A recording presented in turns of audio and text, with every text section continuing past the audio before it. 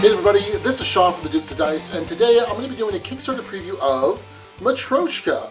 This is from Terra Nova Games, originally published overseas by White Goblin Games. And this is an interesting little set collection, a little bit of negotiation, some trading going on. It's fairly quick. It takes about 20 minutes to play. It plays 3 to 5 players, age 11 and up. I'm going to set this up for a 3-player game just so we can see how it plays. Let's go ahead and go to the table, and then I'll come back later with my first impressions.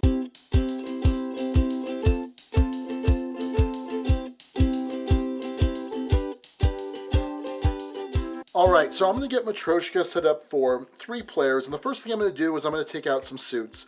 And I just want to give you kind of a look here at the cards. So there's a bunch of different suits, and they all go from 1 to 7. You can see the Matryoshkas get bigger as the number goes up. So these suits are going away. So these are some of the reference cards that come with the game, and they give you an example of how scoring works. So we'll just go through that because I think it's kind of important to understand what you're doing. At the end of the game, you're going to have a hand of 14 cards, and you're going to display 13 of them to get your final score. So this is an example that's laid out here, and you're trying to get runs of cards, so consecutive 1, 2, 3, 4, etc. But you're also trying to get sets, so multiple 2s, multiple 3s, and so on. So let's talk about how this scoring works here. So for this suit up here, this particular row, 1 card by itself is worth nothing, but 2 cards, 3, 4 of the same suit, are worth 2 points. Now, if there was a 2 here, 1, 2, 3, 4, that would have been 4 cards, which is worth 7 points, but it doesn't happen. Okay, now down here, these purple cards, we don't have a complete run, but we have a run of 2 and we have a run of 3. So those score separately, so 2 is 2 points and 3 is 4 points. Finally, down here, we have these green cards, a run of 5, which is worth 10 points, but because it's in a row, it's worth actually 11. It's worth 10 plus the 1. Then what we're going to do is we're going to look at how many sets we have. So we have a set of 2 2s, that's worth the 2 points. We have a set of 3 3s, that's worth 4 points. And then we have another 2 and another 2 for the 5s and the 6. Now, the reason that they broke it down this way where it's points and then a row bonus is because if we have 5 5s, for example, we're not going to get that row bonus. So that's how we're looking to score at the end of the game. All right, so I'm going to go ahead and shuffle up the cards, and then I'm going to deal out 6 cards to every player. All right, so the game plays over 4 rounds, and at the start of the round, what we're going to do is we're going to look at our hand.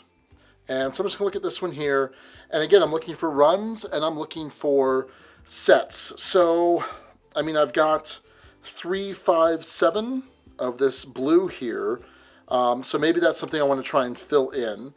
The 4 doesn't do me any good, this 1 doesn't do me any good, this 3 corresponds with this 3. So maybe what I want to do is try and let people know that I'm looking for these blue cards, because the first thing I have to do is I have to pick 2 cards from my hand to display them to everyone. So I'm going to do that. I put these 4 aside, I put these 2 out here, everyone else goes through theirs, and I'm just going to do it randomly for these players. Their hands go back, and then simultaneously we all reveal. All right. Now early on we can just lay these cards out here like this. Later on we may want to lay them out in such a way that it shows how they're going to score, but we'll get to that in a second. First thing everyone does now, after they've laid them out, is everyone draws 2 new cards. So you'll always have a hand of 6 from round to round. And let's see what we got here. I'm just going to keep these face up so we can see. So not a lot of help here, but that's okay. So what's going to happen now is, let's start with this player. They're going to take one of the cards from their hand, and they're going to offer it for a trade for everyone else. And this is mandatory. You have to do this. Obviously, we don't want to trade this 7. We like that. So I'm going to put this to the side. Now, looking at what everyone else has, this 5 might go well with this player. They're kind of looking at each other weird because they've got the cards that each other wants. This 4 might help the 7, not so much. This 4 might help this 1, not so much. So maybe I'm going to see if I can get a good deal out of this. So I'm going to say, okay, and I show this to the table. I show this so everyone can see. Now everyone else goes through their hand, and they secretly are going to show this player 1 card that they want, that they're willing to trade. This player has the 4 in hand, so that might be something that they're willing to do. And if you notice, they have the 4 that I'm looking for. Although this is kind of a better trade for this player than it is for this player. So, but yeah, they'll offer this. So, so they'll put this here. And then this player, you know, they'd really like that 5. But they're not super crazy about it. They do have this to offer, but knowing that they still need the 4 may not be that great. So maybe instead of offering them this 6, which absolutely scores for them, they might offer them this 1 because they're not that crazy about the trade, because the 1 doesn't really help them that much, maybe if they can connect it with the 2. So they'll do that. So these are the cards that are offered. So now secretly this player is going to look at each of these. So they peek here, and then they peek here. Okay. So only this player is actually seeing that. Well, this is the card that they want, right? So they'll take this, they'll exchange it, this goes to their hand, this goes to our hand over here. Cool. Now this player will do the exact same thing. And they really want something that they can get some use out of. So they look at their hand and they say, well, what do the other players want? Well, certainly I'm not getting rid of this 4 and 5. Certainly this player would want the 4, but that's not going to happen. And sometimes maybe there's not a decent trade that's available. And sometimes you just kind of have to slough off a card. So maybe we'll offer up this card. No one really has any interest in this that this player is able to see. So we'll put that there. We'll show that's up for trade. This player has to look for a card, and man, they don't want this card at all. This card doesn't help them at all. So what can they offer this player so that they won't want to trade with them? They'll offer this 7 in exchange. All right, so they put that face down. This player, again, doesn't care for that. They don't want to make this trade either. So certainly we're not getting rid of those. We like those. I don't think they'll want this. So we'll put that up for trade. This player looks at both of them and says, they're both terrible. I'll do this one. So this goes to their hand, this goes to their hand, and this comes back. All right. Now we're back to this last player. And so they look over here and they say, you know what? I can give them the 6. I wonder if they have something that I would like. So they say, sure. Let's put the 6 up for trade. Okay. So this player says, you know, that's pretty good. But I don't really have anything that they would want. Maybe they'll want the 4, so I'll put this 4 up. This player is like, yeah, I don't really want that, but this player may want it, so maybe I'll try and take it away from them. So certainly they're not giving up their 4 or their 5. The 3 might be enticing. All right. So now this player looks at these. Ooh, that's nice for them. It's not great. They look at this. Certainly the 3 is closer to the 1. And they're not trying to do this person any favors here. So yeah, let's go ahead and make this exchange. This will go here. Oh, this will go here. And then this will go here. Okay, everyone's had to turn around. That's it for the first round. We collect all the cards back. So now everyone has a hand of 8. And I'll just put these over here. Now, for the second of the 4th round, everyone's going to have to pick 4 cards to reveal. So, certainly, this player knows, and everyone knows that they're collecting these cards. They know they have the 3, 4, 5. I may not necessarily want to show that I have the 7, though, because then I'm certainly not going to get a 6. Is there anything else I'm looking to start collecting on? Maybe this 4, because certainly sets of 4s would be helpful. Maybe this set of 4. But what I do want to do also is make sure that I have cards in my hand that I'm going to be able to trade away. So I think what I'll do is I'll keep this here because people know I have this, and these will be the 4 cards that I reveal. So I put these face down, and then once everyone picks their 4, we reveal them. Okay. And I'm just going to go with the ones that were up. So it's not quite how we would expect it. Here, maybe this player, I'll do it for this player just so we can have something that makes some amount of sense. So this player wants everyone to know, hey, I'm definitely in that yellow game. I'm definitely in this orangish red game. All right, so now everyone draws 2 new cards. We'll start over here. No help. And, well, no, actually that's not too bad, because now I can start working on this. But problem right now is that no one knows that I'm even interested in this, because this isn't part of my face-up group, but that's okay.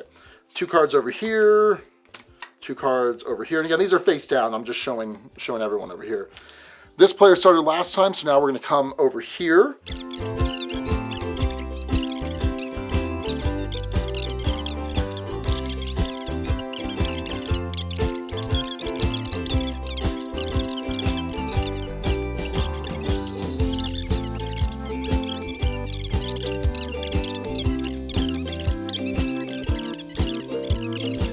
And this will come over here. Okay, so that's the end of the second round.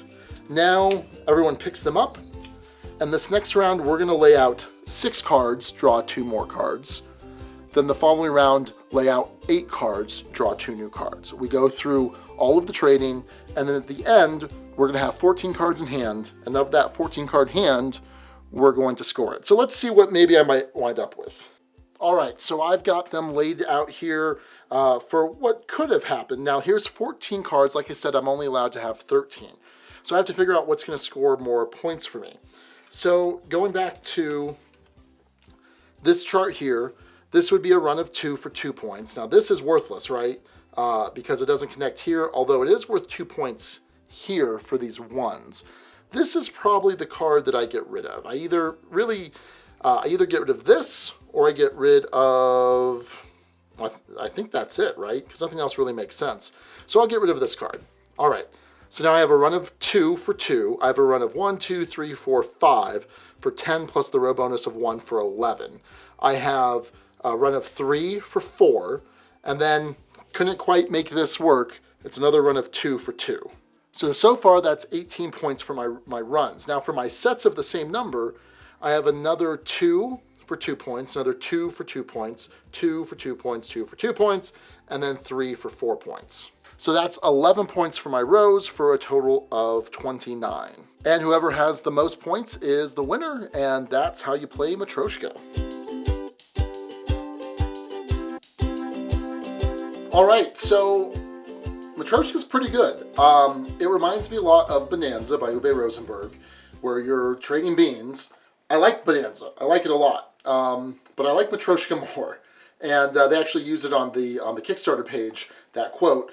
And I think this is a fantastic game. I really do. I try and stay fairly objective in the Kickstarter previews that I do, but I've played this about 12 times over the last month, and I just enjoy it. I really enjoy this. This is a likely contender for my top 10 of 2017, and even though it came out elsewhere in 2016 or maybe earlier, but for me, I'm considering this a 2017 release, and I think it's wonderful. I think it's fantastic.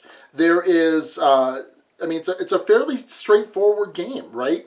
The set collection is pretty easy. I mean, you're trying to get runs, you're trying to get sets, nothing crazy there, and even the trading, there's nothing that's necessarily a wow, that's completely different, but the way it all works together is just fantastic.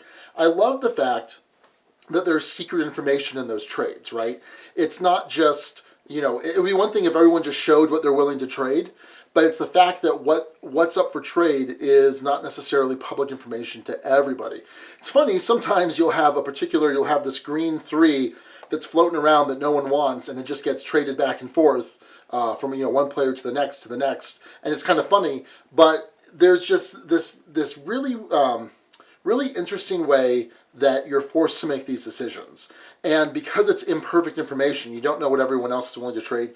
You don't know what cards players are holding back in their hands. So you may be willing to do a trade where they've got a 2, 3, 5, 6 of a particular color, and you're willing to give them that 4 that's in the middle there. And you're thinking, okay, well, if I do that, they're going to get this many points extra, but by getting this card, I'm going to get this many points back, and it's beneficial to you, but you don't realize that they secretly have you know, the 1 and the 7 in their hand, so it's this crazy 7-card run. Actually, I haven't seen that yet, but the point still stands that because there's only some information given out, you know, you're not dealing with that perfect information. I have taught this to probably a dozen plus people by now, and it's been a pretty big success with everyone. It's really quick to teach. I love this art. I really do. I mean, it's really simple. There's not a whole lot to it. It's these little Matryoshka dolls, the little Russian nesting dolls. The one is a little tiny one, and they get bigger when they get up to 7. And it's just really, it's really simple. It's really, it's a clean look. It's a clean design. I have heard some complaints about some of the colors being a little too close to one another.